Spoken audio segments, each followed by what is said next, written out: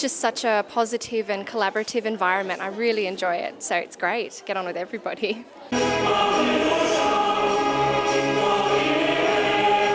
We're doing the dragon and lion dance, so we have the big dragon here and we got two lions, and then we'll be doing some cymbals, drums and gong to go with it, so it's a traditional music performance.